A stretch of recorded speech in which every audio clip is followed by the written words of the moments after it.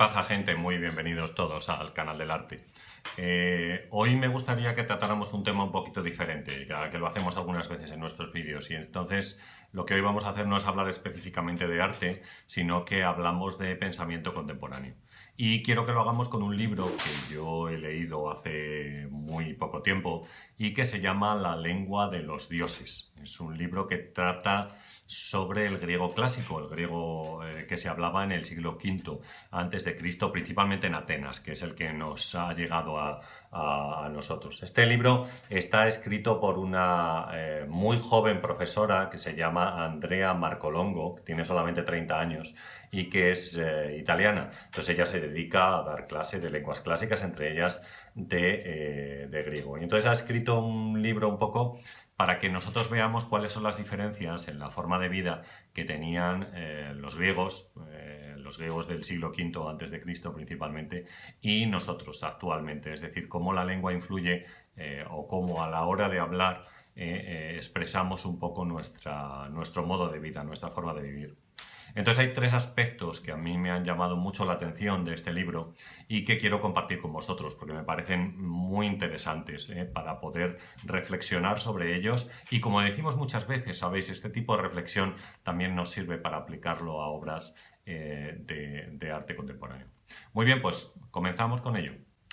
Bueno, nuestra primera reflexión tiene que ver con los tiempos verbales que se usaban en el griego clásico y que usamos en la actualidad. Es decir, digamos que vamos a hablar de tres tiempos verbales, que serían el presente, el pasado y el futuro. Es decir, nosotros los utilizamos habitualmente porque expresamos situaciones en pasado y expresamos situaciones que son posibles o que van a ser una posibilidad en el futuro. Aunque el futuro, indudablemente, no lo podemos conocer. El pasado sí, pero el futuro no está determinado, es indeterminado.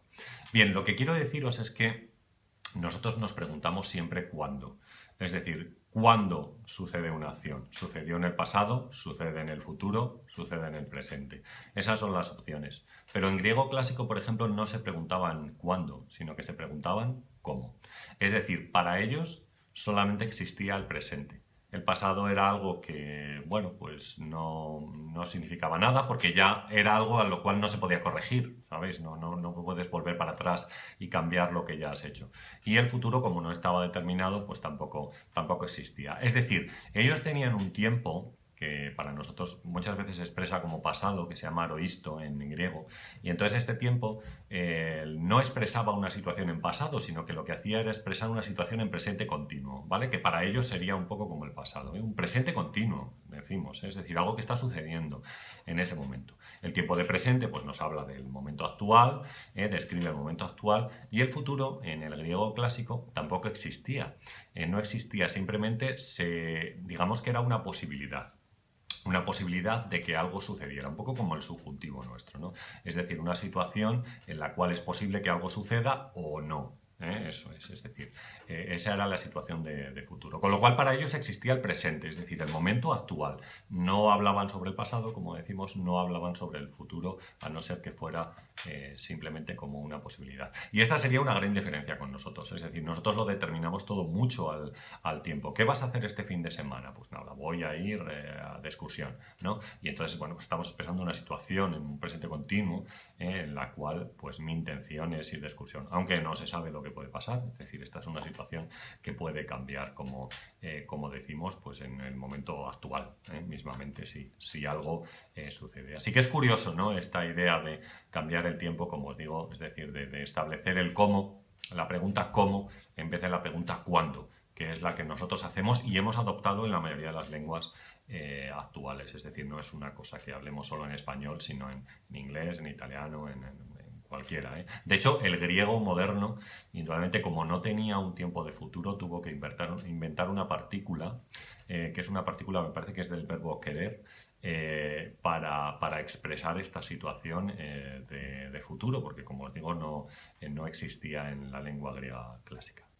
Bueno, la segunda de las situaciones que me llama la atención sobre el griego clásico comparado con el lenguaje actual son los géneros que existían. Es decir, nosotros tenemos dos géneros, ¿no?, que son el singular y el plural. Bueno, pues el griego clásico tenía tres. Tenía el singular, el plural y el dual.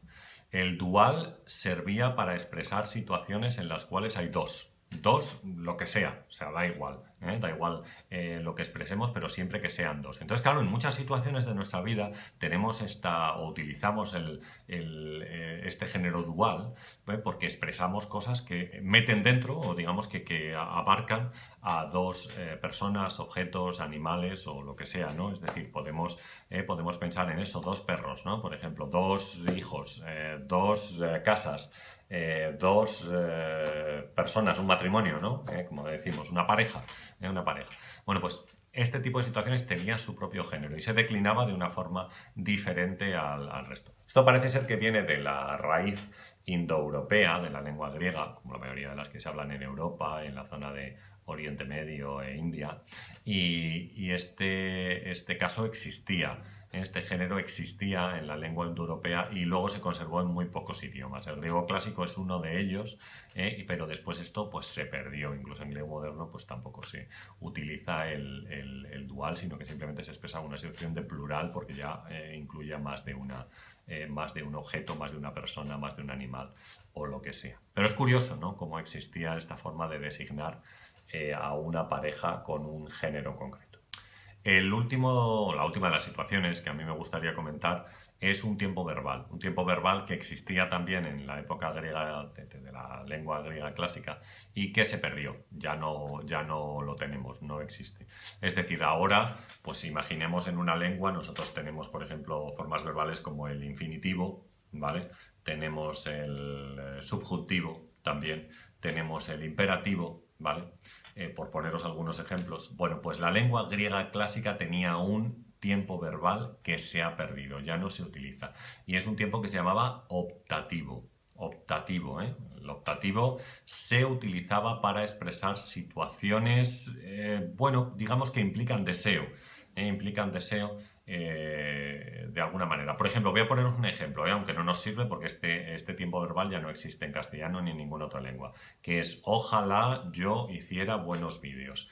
Vale, este tipo de situaciones que comenzaban con este ojalá, es decir, que estamos expresando una situación de deseo en el futuro, pues en griego clásico se expresaba con este tiempo verbal que llamamos optativo y que, como os digo, se perdió, es decir, ya no se utiliza ni siquiera en griego clásico. Ha sido asumido por otros dos tiempos verbales. Por un lado hay parte que lo asume el condicional y hay parte que lo asume el subjuntivo, ¿no? El subjuntivo que, como siempre, expresa situaciones en el futuro que, como sabemos, pueden realizarse o no pueden realizarse, ¿no? Para eso se utiliza este tiempo, que también existía, como os digo, en la lengua indoeuropea y que después pasó a otras lenguas. En el caso del griego clásico se conservaba el optativo. En latín, por ejemplo, ya no se conservaba el optativo, sino que esas situaciones se expresaban, como digo, en condicional o en subjuntivo, exactamente igual que sucede en castellano, que es una lengua que, como sabemos,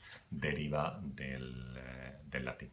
Así que nada, hasta aquí tenemos estas tres situaciones que a mí me han llamado mucho la atención del libro, que nos ayudan un poco a conocer cuáles eran este tipo de forma de pensar, digamos, diferente, que tenían pues hace 2500 años, que es el momento del cual estamos hablando, y cómo a veces la profundidad de una lengua pues expresa también la forma de vivir que tiene esa gente, la forma de comprender, la forma de ver el mundo que tenían los griegos en ese momento, que a mí, como os digo, pues me ha resultado bastante curioso.